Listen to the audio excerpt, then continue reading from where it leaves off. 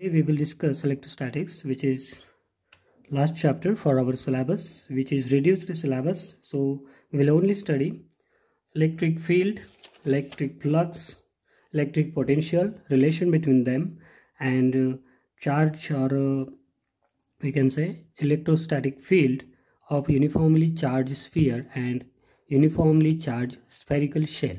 So this we will cover in this chapter.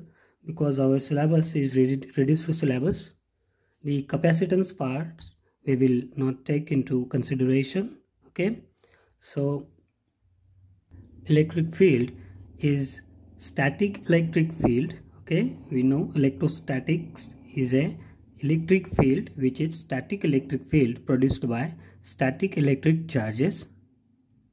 So we know we use electrostatics in our day-to-day life.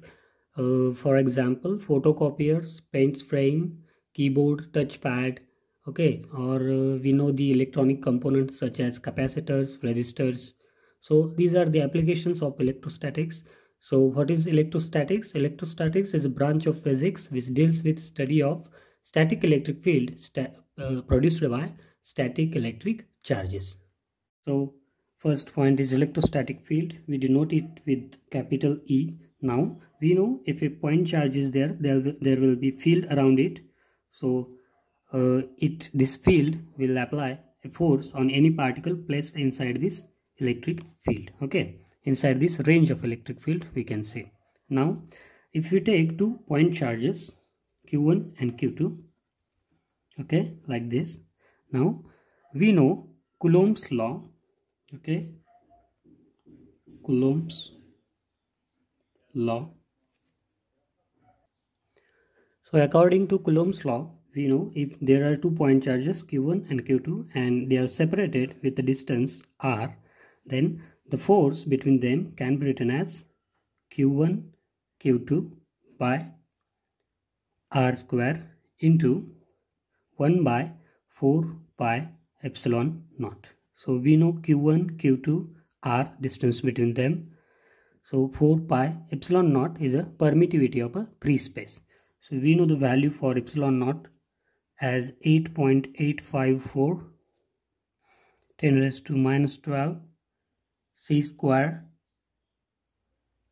n inverse, that is Newton meter inverse square.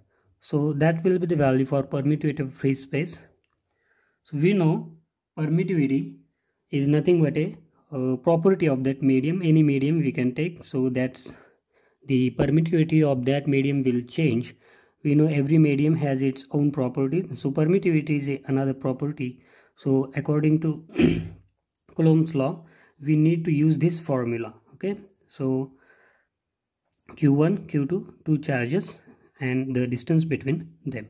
And this formula is analogous to gravitational law, we can see. Okay, so it is easy to remember. Now if capital F is a charge, okay, it is a charge on Q, this charge on Q2. Okay, so if F, I will write it directly, F21, it is a charge on Q2 by charge Q1. Okay, so it is a force, or it is a magnitude of force by the charge Q1 on Q2, or it is a similarly F12 is a charge on Q1 by Q2. Okay, so this is easy to remember. F21, it is a force, we denote it with 21 because it is force by Q1 on Q2. So here it is by Q2 on Q1. So first on which charge we are applying force and which charge is applying force comes next. So this is the order. Okay, just remember it. So we know according to Coulomb's law, if F21, it is a force exerted by charge Q2 on by Q1, then F12 is a charge on Q1 by Q2. But we know according to Coulomb's law, each and every charge will apply the same force. Okay, same force. So F12 is equal to F12 F21 is equal to F12, but they are in opposite direction. We can say this will apply force on this and this will apply on this one. Okay, so that will be the direction will change, so that will be, we have to take a negative sign. Now we will find out the electric field or electric field intensity. Both terms are same. Okay, so we need a test charge Q naught in presence of the electric field of, we can say, a major or comparatively major charge Q. Okay, then electric field intensity or electric field experienced by this point charge in the electric field of this Q, this charge, comparatively bigger charge, will be E is equal to F by Q. It is equal to force by Q naught. Force is the force, electrostatic force between them. This electrostatic field is a vector quantity because we have here force. Force is a vector quantity, so its direction as same as the electric force. Its unit is Newton per Coulomb, that is N by C. So we know this is N, this is C units. Now, so we are studying electric field. Now we know the formula as capital E is equal to F by Q naught, that is force between the two charges Q and Q naught. Okay, the test charge is Q naught. Now we know electric field and electric force. Here we need to know that this point charge must be very small, so we can put limit here as Q naught tends to 0. Okay, it is F by Q naught. Okay, now here we just put the limit Q naught tends to 0. It is not 0 but as much as 0. Okay, it is closer to 0. What does this limit means? This point charge is there but its value is not 0, as closer as 0. Okay, so we know here the value for F. We can put the value for F as 1 by 4 pi epsilon naught Q naught, both charges. Okay, Q1 Q2 or Qn Q naught by R square. So this value is for F. Okay, this value is for F, so put this value in above equation, so we will get limit Q naught tends to 0 F by Q naught, which will be 1 by 4 pi epsilon naught Q by R square R cap. Here we need to see that this Q naught gets cancelled, so this quantity we can erase. Now the constant 1 by 4 pi epsilon naught, the remaining charge, and this R square. Then as electric field is a vector quantity, we just shown a unit vector R cap. Okay, unit vector of a radius vector. Now consider there is electric field E1 due to charge Q1. Okay, here, and electric field E2 due to charge Q2 here. So these two will be the charges. There will be their electric field. Okay, both have electric field. Now if we want to add their electric field, or as both, we need to find their electric field. Okay, as a whole system we can say. So we just add these two electric fields, E1 bar plus E2 bar. So we just add them vectorially. Okay, vector addition. Now it will be E, the resultant E. So this is very simple. We can add the electric fields vectorially. Okay. So the next point is electric flux, in which the first point is electric field lines. So we know electric field. Now consider a charge, let's say positive charge. Okay, positive charge P, or we are using the symbol Q, so let's take Q. Okay, and negative charge Q. Now the positive charge, the direction of the electric field lines or electric field will be like this, outward, radially outward from this charge. Okay, so that will be the direction of the electric field.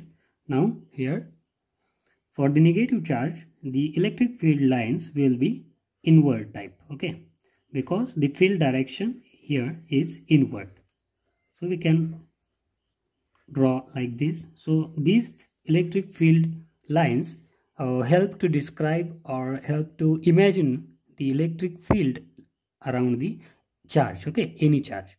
Now consider two dissimilar charges plus q and minus q in presence or in presence of each other's electric field. Okay, so we can draw electric field lines like this.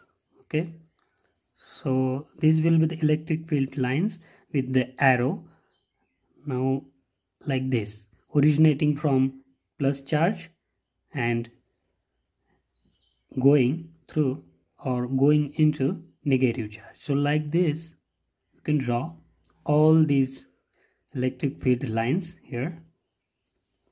Same as magnetism, you can see this, these are analogous to magnetism.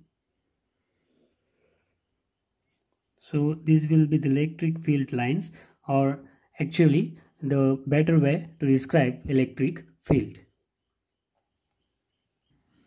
So others we can just draw like this, halves only.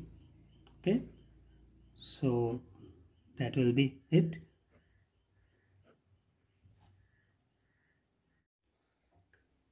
If we consider opposite charges like plus q, so these electric field lines, or actually the electric field, will repel it. Okay, we know this.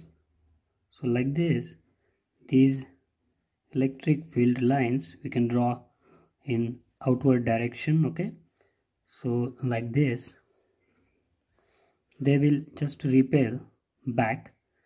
We know opposite charges repel each other, same charges repel each other and opposite attract. So by this they will just, electric field lines just will bend towards opposite to each other's side. Okay, now according to the definition in the book, as electric field line is a curve drawn in such a way that the tangent to it at each point is the direction of net field at that point. That means if we plot here, you can see here, if we plot it, that we need to find direction at this point. Okay, so we'll just put a tangent, okay, to this point. So this tangent will have this direction. Now the electric field direction at this point is like this. Okay, so we just use these electric field lines to know the direction of electric field.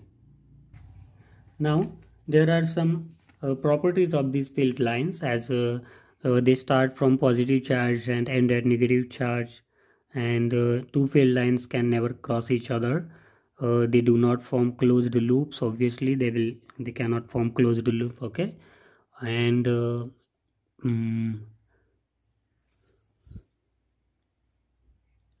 okay, here if there is less electric field lines, the electric field intensity will be much lower than the crowded region. Okay, we can say this. Here the electric field intensity is more. Here, as the field lines are lesser, so here the intensity will be lower. Point is electric flux. Electric flux is nothing but, consider a surface here, and this electric field is going through this. So we show electric field with electric field lines like this. So what is electric flux? It is a total number of lines passing through a given area or given surface in a unit time. So that is electric flux. So we have a formula for electric flux. Phi is equal to E dot S. So these are vectors. It is electric field vector and surface vector, or yes, it is a area vector. Yes. So this is electric field vector and this is surface or area vector. Now we can do a formula, use this formula for vectors. So it will be E S cos theta. So theta is the angle between electric field vector and area vector. Okay, here we can just demonstrate. Consider a electric field in this direction. So electric field vector's direction will be this. And now consider a plane perpendicular to this, like, and all these electric field lines are perpendicular to this plane. So this plane's area vector will show direction like this. So these two are parallel. Now the angle is 0, so phi we can write cos 0 1 E dot S. So that will be the magnitude of the total flux through this surface. So this is for uniform electric field. For non-uniform electric field, we can write d phi as E dot ds. ds is a small surface area. Okay, so that is flux. We can integrate it to get, so surface integral, we write it as a double integral. So that will be the total flux through a surface S, and this is electric field, magnitude of electric field. Now if this surface is a closed surface, we can just put a bound sign here. Okay, bound surface, closed sphere, like this. If consider a closed sphere, so this is a Gaussian surface, closed Gaussian surface, we can use this symbol and just put this. So this is formula for closed Gaussian surface, surfaces electric flux. Its unit is volt meter or Newton meter square per coulomb. So that is its unit. Next point is Gauss's theorem of electrostatics. Okay, so according to this theorem, if we have a closed loop like this or a surface, okay, so this is a closed surface. Okay, so according to Gauss theorem, if we want to find out the flux phi inside, or the complete flux due to this surface, okay, so it says that it is equal to the ratio between the total charge enclosed. If the charge is q, let's say, the total charge enclosed by this surface divided by the permittivity of that medium. Now if in this case it is a let's say free space, then it will be epsilon naught. If it is another medium, it will be another permittivity. Okay, now we need to prove this theorem. Okay, so just consider a point charge inside a surface, and this small area element of this surface ds, this is point P. Okay, this is electric field direction outward, okay, from this positive charge q. This is r distance between plus charge and this point P. So we know electric field at point P, although there is no charge, there is electric field, okay, due to this charge. Okay, so we can write E as a q by 4 pi epsilon naught and the distance squared. Now we need to find electric flux through this area, surface area, small surface area ds. Now we know we require electric field, okay, contribution of electric field to this surface area element and this surface, okay, area of this surface. So here we can see this E bar can be resolved into its rectangular components, like E bar cos theta, E bar sin theta. So E bar cos theta is normal to this ds area element, and the another one which is parallel to this one is not shown in this figure. Okay, so we will just take the contributing component, which is E bar cos theta. Now, so we can write the flux as a d phi will be E, the component of electric field contributing to the flux, E bar cos theta. Okay, because this surface is making angle theta with this electric field, so we need this angle, this component, okay, the only contributing component. So that will be E bar cos theta and ds. Okay, so we don't need bar because flux is not a vector quantity. So we can put the value for E as d phi is equal to q by 4 pi epsilon naught r square cos theta ds. Okay, but cos theta ds by r square is nothing but d is equal to d omega. Now we can use this d omega value in this equation because d omega is solid angle made by this surface element, okay, like this. So that the total solid angle is d omega, small angle, small solid angle. Now we can put this value here. So our d phi, the total electric flux through this small surface area element, will be q d omega by 4 pi epsilon naught. Okay, so that will be the net flux, total flux through this small surface area. Now we need to find the total flux through the whole surface area. Okay, now we need to integrate. Okay, so we just integrate d phi to get phi. So here we will just integrate the value of d phi, which is q d omega by 4 pi epsilon naught. So by solving this we will get this constant outside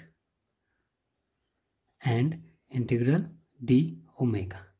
But this integral d omega is nothing but a solid angle, the total solid angle traced by the closed surface. Okay, the total solid surface, okay, the angle, solid angle traced by this total solid, the closed surface, is 4 pi. We know this. Okay, so just putting this value, we will get phi is equal to q 4 pi by 4 pi epsilon naught.